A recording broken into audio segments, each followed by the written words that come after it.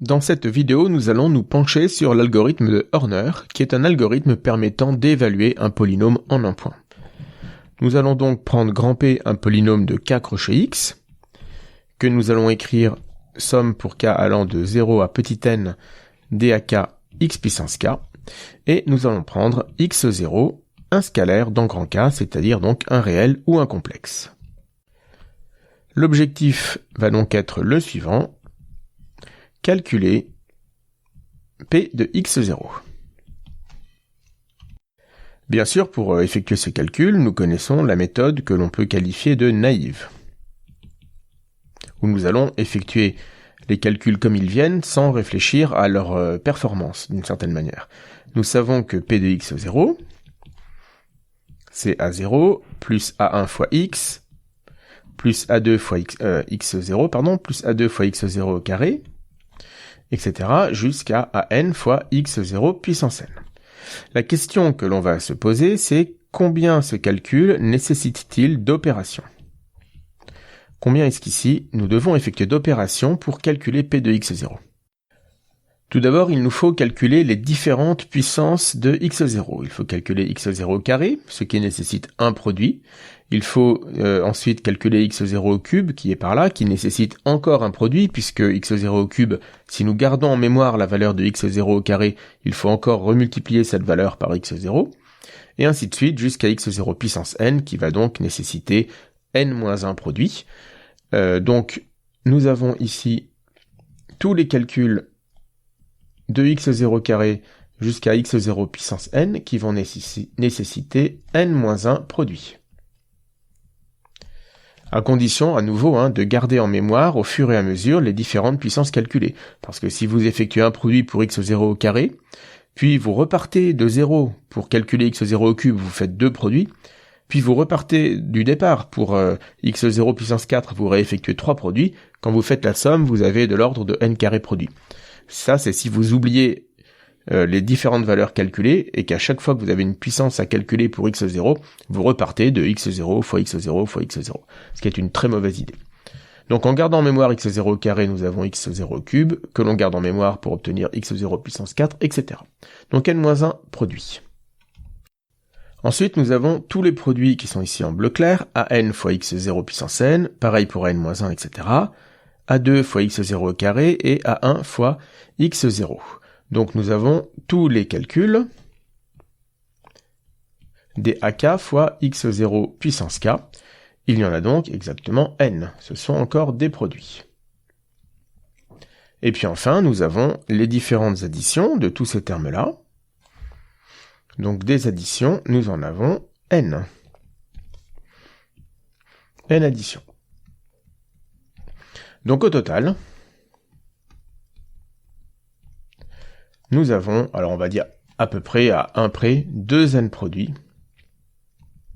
et n additions à calculer.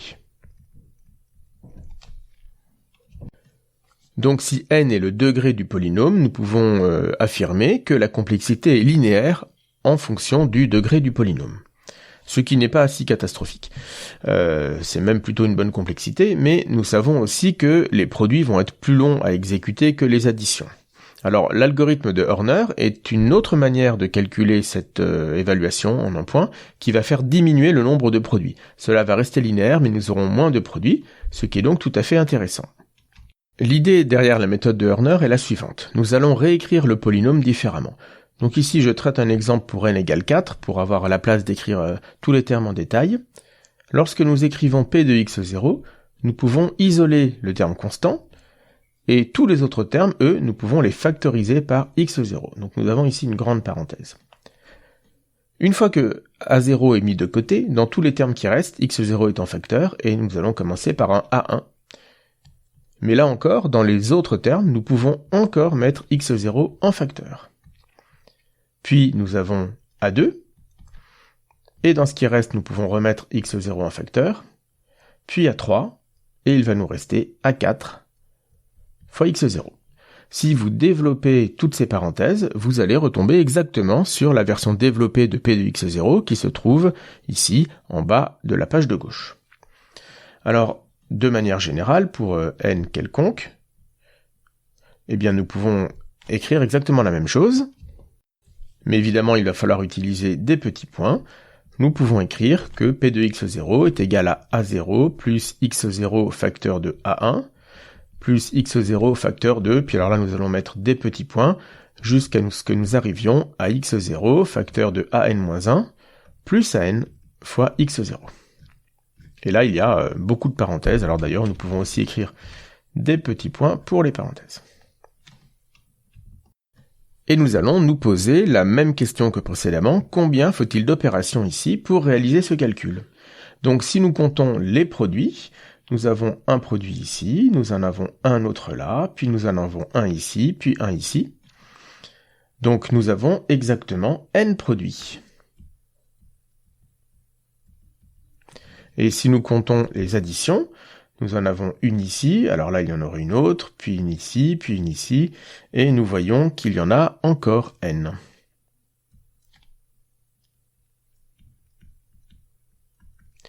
Donc, au total, eh bien ça y est, le total est fait, hein. N produits et n additions. Donc c'est pas la peine que je l'écrive. Donc qu'est-ce que l'on a gagné par rapport à la méthode naïve? Eh bien nous avons gagné n produits. Il y a n produits en moins à faire par rapport à la méthode naïve. Alors évidemment, cela peut paraître peu, mais en fait, c'est très intéressant. Comme toujours dans ce genre de problème, si vous avez à évaluer un polynôme qui a un tout petit degré en x0 et que x0 est une petite valeur, par exemple 1, moins 1 ou 2, vous n'allez pas gagner grand-chose en effectuant la méthode de Horner. Les calculs seront déjà très rapides à la main. Dès que vous allez commencer à avoir des polynômes d'un degré relativement élevé, donc par exemple 5 ou 6, voire 7, et que x0 a une valeur un peu grande, par exemple 3, eh bien vous allez gagner beaucoup de temps sur chaque produit. Enfin, les produits vont commencer à vous prendre du temps plutôt, donc gagner n produits, c'est quelque chose d'intéressant. En plus, comme nous allons le voir tout de suite, la méthode de Horner, en tout cas cette méthode de calcul, nous pouvons la présenter dans un tableau. Nous allons présenter les choses de la manière suivante. Un tableau qui va avoir 2 lignes et qui aura autant de colonnes que le nombre de coefficients de P. Nous allons écrire dans la première ligne les coefficients de P en partant à gauche du terme de plus haut degré. Donc AN, AN-1, AN-2, etc. jusqu'à ce que nous arrivions à A0. Alors je vais écrire tout de même l'avant-dernier coefficient qui va être A1. Et puis, nous allons procéder de la manière suivante. Dans la toute première case de la seconde ligne, nous allons reporter le coefficient AN. La deuxième case de cette seconde ligne, je vais l'obtenir de la manière suivante. Je vais prendre le coefficient qui se trouve dans la case juste à gauche, et je vais le multiplier par x0. Et je vais lui additionner le coefficient qui se trouve dans la case juste au-dessus. Donc plus AN-1. Ce coefficient que j'obtiens là, je vais l'appeler Bn-2. Donc ici, j'ai bien utilisé An-1 et An. Alors Bn-2, nous remarquons que c'est exactement le terme qui se trouve ici. Et donc si maintenant, alors là j'aurais dû écrire un peu plus de termes à cet endroit, je vais les rajouter maintenant.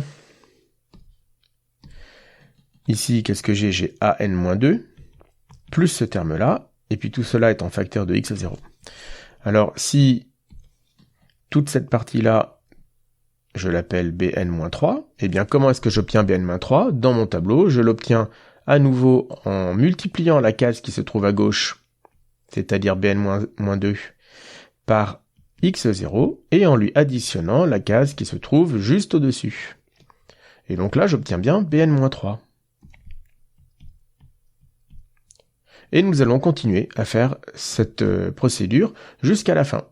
Donc ici, j'obtiens un certain résultat B0, et là, je vais faire B0 fois x0, et je rajoute ce qui se passe sur la case au-dessus. Alors, qu'est-ce que j'obtiens ici? Eh bien, vous voyez qu'on peut démontrer qu'ici, on obtient exactement P de x0.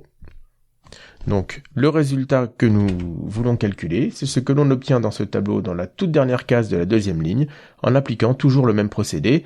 On part de la case qui est à gauche de celle qu'on veut remplir, on multiplie son contenu par x0, et on ajoute la case qui se trouve au-dessus. Voyons ce que cela donne sur un exemple concret. Donc je vous avoue que je l'ai pris un peu au hasard. Nous allons voir si les calculs ne sont pas trop horribles. Nous allons prendre p égale 2x7 moins 3x6 plus x5, etc. et x0 égale 3. Donc déjà, je ne vais pas effectuer le calcul par la méthode naïve, je vous laisse le soin de le faire chez vous si vous voulez, et vous pourrez comparer combien de temps cela vous prend par rapport à la méthode de Hörner. Donc nous allons déjà tracer notre tableau. Donc dans la première ligne, je place les coefficients de P en partant du terme de degré 7, puis degré 6, 5, 4, 3. Attention, n'oubliez pas nous avons un 0 pour le terme de degré 2, puis 1 et 1 pour les termes de degré 0 et 1. Donc je reporte le 2 dans la première case de la seconde ligne, et puis j'effectue donc ce 2 fois 3, puisque x0 est égal à 3, et je rajoute la case du dessus. Donc 6 moins 3, 3. 9 et 1, 10. 10 fois 3, 30, plus 2, 32. 32 fois 3, 96, moins 4, 92.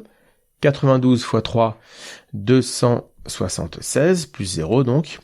276 fois 3, nous avons 600, 810 et 18, 828, plus le 1 qui se trouve au-dessus, 829. Et 829 fois 3, c'est 2460, 2487, 2488 en rajoutant le 1 qui se trouve au-dessus. Donc ici, nous avons calculé que P de 3 est égal à 2488. Vous avez vu que ça va vraiment très très vite, probablement beaucoup plus vite que la méthode naïve sur cet exemple qui n'est pourtant pas trop compliqué. Ce qui est d'autant plus intéressant avec ce tableau et cette méthode de Hörner, c'est que nous avons un résultat un peu bonus. C'est déjà bien de pouvoir calculer P de 0, mais en plus nous avons autre chose. Nous savons que nous pouvons effectuer la division euclidienne de P par x moins x0. Donc il existe un unique couple QR tel que P est égal à x moins x0 fois un quotient Q plus R. D'ailleurs, d'après le théorème de la division euclidienne, R est en fait nécessairement une constante, puisque le degré de R doit être strictement plus petit que le degré de x moins x0, donc son degré, c'est soit 0, soit 1. Donc ce reste, finalement, nous allons l'écrire comme une constante. Or ici, nous savons que si nous évaluons cette division euclidienne en x0, nous allons obtenir P de x0 égale 0 fois Q de x0, plus lambda. Donc lambda est égal à P de x0. Donc finalement, nous pouvons, en effectuant la division euclidienne de P par x0, affirmer que le reste c'est P de x0. Donc la question que l'on peut se poser, c'est à quoi est égal le quotient ? Eh bien, dans le tableau précédent, lorsque nous calculons P de x0 par la méthode de Hörner, nous avons le quotient. C'est un résultat qui est démontré dans le PDF du cours, mais que je ne vais pas détailler ici. La démonstration n'est absolument pas au programme, et elle est juste un peu technique et calculatoire. Si je reprends à gauche ici tous les coefficients B que j'ai trouvés dans mon tableau, le premier je peux l'appeler Bn-1, et donc j'ai calculé Bn-1, Bn-2, Bn-3, jusqu'à B0. Eh bien tous ces BI, ce sont exactement les coefficients du quotient. En partant donc de B0 pour le terme constant jusqu'à Bn-1, pour le terme de plus haut degré qui est donc n-1, degré n-1. Donc dans l'exemple précédent, je peux affirmer que mon polynôme P qui était égal à 2x7 moins 3x6 plus x5, alors je le réécris pour qu'on voit bien qu'il s'agit de l'exemple précédent, il est égal à x moins 3 fois un certain quotient, plus le reste qui est 2488. Quel est ce quotient ? Eh bien, c'est le polynôme dont les coefficients sont ceux de la deuxième ligne, en partant donc de 2 qui va être le terme de degré 6, plus 3 le terme de degré 5, plus 10x4, plus 32x3, plus 92x2, et je vais obliger d'aller à la ligne, plus 276x, plus 829, le tout plus le reste, c'est-à-dire 2488. Nous avons donc effectué cette division euclidienne. À nouveau, pour des polynômes qui sont de tout petits degrés, avec x0 une petite valeur, ces divisions euclidiennes se font quasiment de tête, mais dès que les valeurs commencent à être un peu plus grandes, il est très intéressant de procéder ainsi. Allez, traitons un dernier exemple pour terminer. On nous demande de factoriser le polynôme x4 moins 2x3 moins x plus 2 avec une indication 2 et racine de p. Commençons par tracer notre tableau et vous allez voir, je vais le faire avec beaucoup de lignes car nous allons effectuer plusieurs calculs successivement. J'ai tracé un tableau à 5 colonnes puisque p est de coefficient 4, donc il a 5 coefficients. Il est de degré 4, pardon, donc il a 5 coefficients, et 3 lignes, vous allez voir pourquoi. Donc je commence par utiliser que 2 et racine de p, donc je vais calculer p de 2 par l'algorithme de Hörner. Je place dans la première ligne tous les coefficients de p, puis j'applique l'algorithme. Donc ici je reporte mon 1, je fais 1 fois 2 plus la case du dessus, donc 2 moins 2, 0. 0 fois 2 plus 0, 0 fois 2 moins 1, et moins 1 fois 2 plus 2. J'obtiens 0. Ce 0 que j'obtiens là, il correspond bien à P de 2, qui est nul.